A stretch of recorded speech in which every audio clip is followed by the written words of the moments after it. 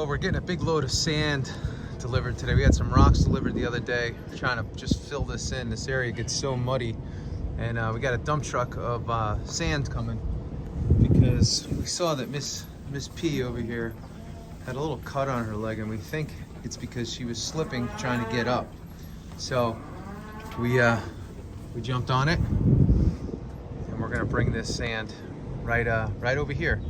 And then what we'll do is we'll build a little beach area for the dairy cows, you know, being inside. They're spending a little more, I mean, they go out during the day, but they spend a little more time during the day, during the night inside, just because the temperatures get cold and the wind, and you know, it's not an optimal environment for dairies. They're a little more sensitive. So anyway, we did get some more big rocks put down the other day. Freddie spreaded those. And now we got this big dump truck coming in. So it's amazing what goes into all this, you know, the amount you spend on rocks and sort of item for fill and sand, you know, when you put it all together, it adds up quite a bit. But we reached out to these guys. They work with a lot of the local dairies in the area, and they jumped right on it for us. So we're pretty happy about that. So let's see what we got here. All right, so he's gonna kick this sucker back, and we're gonna build a beach. We're gonna get a little pile of sand here. But man, this is some beautiful, clean sand that we're gonna use for bedding. And there she goes, starting to fall. So gorgeous. Look at that. Look at that. So he'll pull this forward, and we'll start dumping this truck. I think it's about 20 tons that we got here. Probably a little bit way more than we need, but we'll take it. No complaints. So that's what we got. Spread some.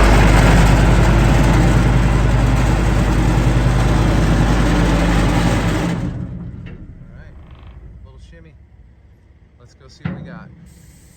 Come back later. All right, well, we're crossing the cows again. Cows are on the move. We got two out there that are not moving though.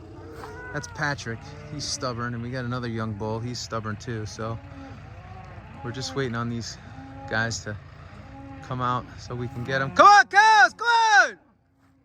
Come on, Patrick, come on! So they're gonna sit there and just bite at that hay bale. But the goal is to get them across here. So we've had them off this side for a while. We had, again, some wicked cold temperatures, some winds. So we moved them on this side so they have some wind breaks behind the pond. But let's see if we can get them across. That's our goal. But sometimes they could be a little bit stubborn. But let's see what happens.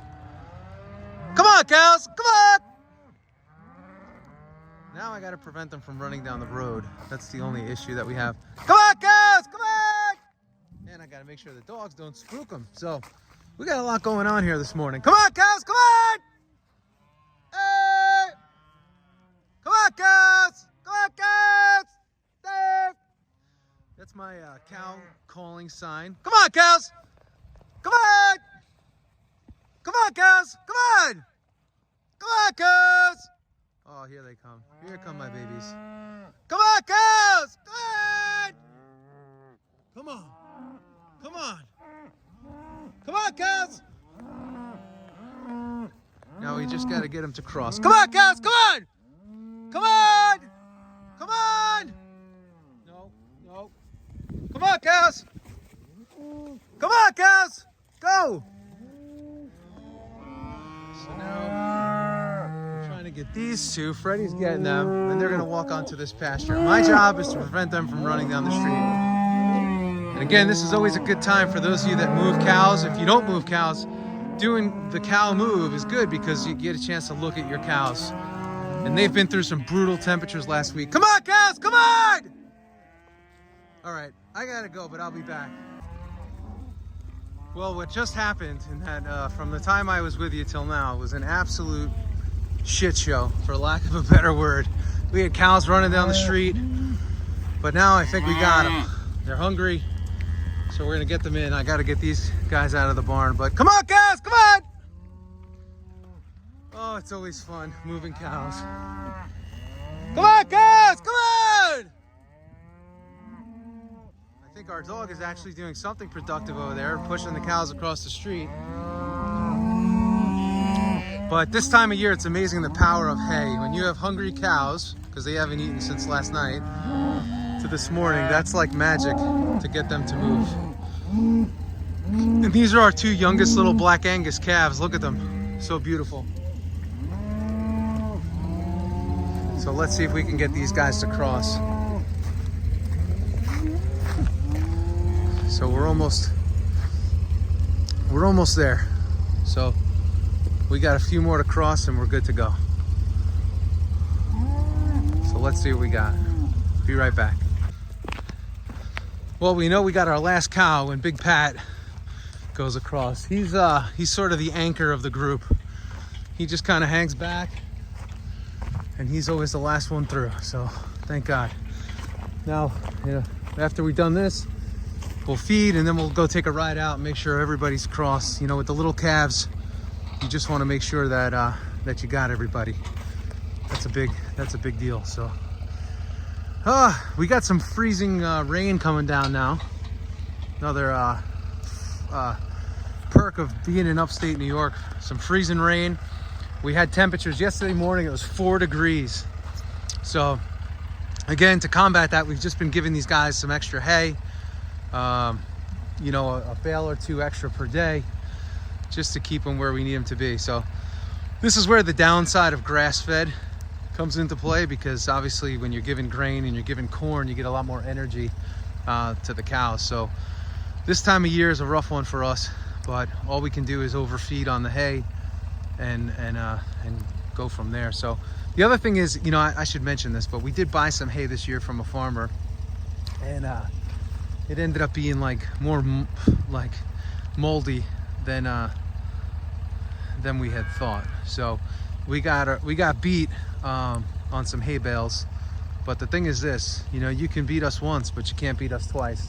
So there's a lot of people out there that do business in a very unethical way, and unfortunately, they make a few bucks up front, but they always lose in the end. So a good lesson for all of us, and to always remember, is to don't reward bad behavior, number one. But number two, don't screw people over, because they know. Even if you think you won, smart people know that you screwed them. So I'm just going to back it up here. There's the pigs. And then we're going to go get these guys some more hay. Make sure everybody's on the up and up over there. So it's a good day overall. It's a good morning. And this is all just what comes with it. So there's everybody out there. That's a scrap pile that we've been building that we have to get rid of. So anyway, we'll get it done. Well, look at all these pigs. Could you imagine how excited they are to see me? They think I have eggs. Look at them. They just keep coming. Oh my gosh. Oh my gosh. This is amazing. What an amazing group. Hello, students. Hi, students. And there they go. They're getting fed. They thought I had the eggs for them, but I don't. Anyway, somehow we became a pig farm. That was a part of the, wasn't a part of the original plan, but we got a lot of pigs here. We probably have like 125 to 150 beautiful pigs on this farm right now. And man, they're so cool. They're a lot of fun. They're a lot of work. I mean, they smell at times. I go out to the barn and I come in and I smell like ammonia. It's a heck of a smell. But that's why we like keeping the majority of them outside. But we have some little guys that, for the winter, we have to keep them inside just to keep them a bit safe. So I showed everybody last week what the Amish did for us, and they did a good job. We're just waiting on them to finish the floor. But next thing they're gonna do is they're gonna fix this structure. I have this sort of this paranoia, I guess you could say, about our structures. You know, you see so many barns that fall down, and I made a commitment early on to not let that happen to you know, to our barn, or to any of our structures. So when we first started, the first goal was taking the advice of a Greg Judy and said, hey, put your money in your animals, and that's what we did. And then from there we started to put our money into some of the necessities, like, you know, we had to have a skid steer to clean the barn. You know, we did get a tractor because we had no tractors. Again, we are first generation farmers. We just started this thing a couple of years ago. So, you know, we don't have you know, all equipment that got handed down, and so we gotta start from scratch. And so we just started building and building and building. And anyway, animals first, and then we went into some equipment, and then we went into start working on the structures, which we're doing now. And you could see this this was all snow. If you guys remember the last video, this was all snow. That was just a couple days ago. And now look at this. It's all mud. And mud and animals are a horrible, horrible combination. And it's also warm. I mean, I'm out here in a vest, in a light sweatshirt, and my gosh, it's not supposed to be this way in January. It's not. But this is great. We like this, all fresh water, and that runs right through our pig area. And the pigs get to enjoy some good fresh water. And this is all melted out, so it's a lot of mud, a lot of mud, a lot of mud. I know a lot of farmers out there, you know, you can relate, you know, especially in areas after all the snow and rain we just had. Mud is a pain in the neck. It's just one of those things. You know, we spent this year, probably so far, well, not this year, last year to now, probably about $5,000–6,000 just in stones. And you can see we still don't have enough. We got these big guys. These are 3-inch stones, just to try to reduce some of this mud. And last year we put a lot of item 4 stone down just to build this back up, and we got a little left there, but we're gonna have to continue to pack more and more stone down and figure it out, see what we can do here to get things going, you know, and get things working in the right direction. But anyway, it's a process, and it's not something that you do in a day. We just have to continue to make the magic happen here at the farm. But you know, every time I come on, I always try to let people know that farming is hard. You know, a lot of these YouTube videos, they make farming out to be this beautiful, heroic thing, and there is an element to that, but it's hard, right? Every day you're dealing with something, right? You're dealing with death. You're dealing with bills that have to get paid. You know, today we got our feed bill. That was $1,800 for the week, you know, to feed our pigs and feed our chickens. And then what else, right? That diesel tank doesn't stay full very long. That thing needs constant work this time of year because we're running hay bales out to the cows. So that's another project there. What else? What other expenses can I share with everybody today? Oh yeah, so we're up to 5 bales of hay per day that we give the cows. So right there, you're at $55 a roll. So, you know, again, these are just basic day-to-day expenses, right? So those pigs have a nice area filled with hay that we put in there. And again, unfortunately, we just have a ton of mud. But you know, farming's expensive, and it's one of those things, you know, when you see a farm that's still functioning and still working in your area, wherever you are, you know, give them a tip of the cap, give them a thumbs up, because to keep a farm going and keep that farm alive, it's not an easy thing. It just takes a lot of commitment, and it takes a lot of it takes a lot. It takes a lot of cash, it takes a lot of time, it takes a lot of everything. really. And I see this piece of wood has a little nail, so I'm trying to get it without getting zapped. I'm trying to get it onto my side. So anyway, when you see these farmers, right, and you see these farms, you know, just realize what goes into keeping them going. Hi, baby. Hi. And they may just look like, you know, barns and round bales of hay, but everything has a value. Everything's very valuable.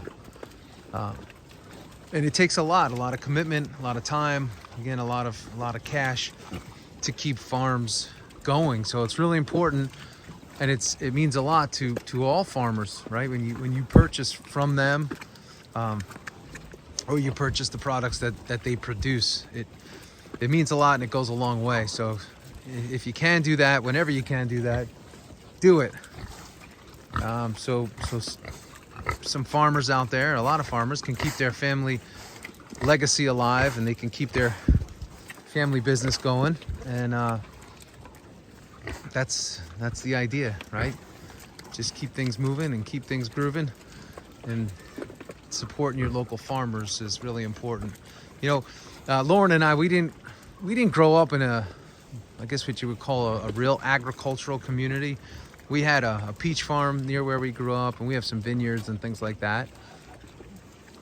But you know, now that we've really been in farm country, you know, you see how hard it really is. You know, farmers are the backbone of America. They're tough people. They endure weather. They endure all conditions, and you know, it's a beautiful thing. I had a guy today write to us from Staten Island. Obviously no farms, and we have a lot of customers in Staten Island, so nothing against Staten Island, obviously.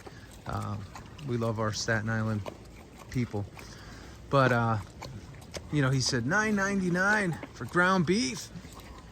So I get it at ShopRite for a lot less. And I said, you know, first of all, what a stupid thing to write, you know, just not knowing anything about anything. Like, but when you buy off a farm, like, our production costs are so high, right? When you buy from a big store, you know, you're buying feedlot beef. You're buying meat that comes out of the Midwest, maybe. Where, if you're lucky, I'd say it comes out of the Midwest, or it comes out of anywhere in the world, really. And that you're able to get that at a cheap price. So, you know, I mean, we can't compete with that. And product-wise, quality-wise, we don't compete with that, right? We're a lot better. You know, when you buy off of a farm, it's a completely different deal, right? Beef that's raised in America, sourced in America, but most importantly from a small farm. That's the key. The key is the small farm part. So, you know, we got to remember what goes into this, right? You know, it's a completely different deal when you're talking small farms versus big commercial production facilities. And I think sometimes the consumers forget that. And the consumers, the end users, oftentimes are the reason why we have so many issues, because they're looking for that cheap price. They say, what's the price? What's the price? But that thought process of what's the price, what's the price, what's the price, also got us in trouble, because we got so focused on price that commercial farming and these big commercial entities, you know, said, well, let's just produce cheap food. We'll sell massive amounts of it, and we'll take a piece on everything, right? And the more we sell, the more we make. A little bit here, a little bit there, a little bit there, a little bit here, becomes a lot. So again, just all stuff to remember. Put this out there because it's not always about price. Price is obviously important in today's economy. We have to be aware. But remember, what you put in your body matters, you know, and where you spend your dollars matters too. You know, when you support that small farm, it's a big deal, right? That family appreciates it. That family feeds themselves from that farm, right? Your purchases validate the labor and the time and the energy that is put in. And by the way, you know, most farmers don't even charge you for their labor or time. They just charge you for the cost of the product. And we'll get more into that in some of these other episodes. I'll talk about, you know, some of the butchering costs and what it costs to raise some of these animals. But you'd be amazed. You'd be amazed what it costs. So anyway, I just want to put that out there today. Hope you guys are all having a great day, great night, had a great week, had a great start to the year, and just figured I'd come out and hang with the pigs, see everybody today. It's kind of one of those funky days here, but anyway, tomorrow's a new day. Hopefully the sun comes out. We haven't seen much of it in this area, but all right, that's all we got. Everybody, have yourself a great day, a great night, and most importantly, a great life. We'll see you soon.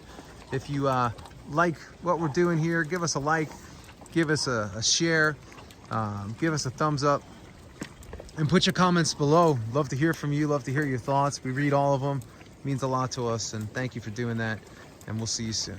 See ya.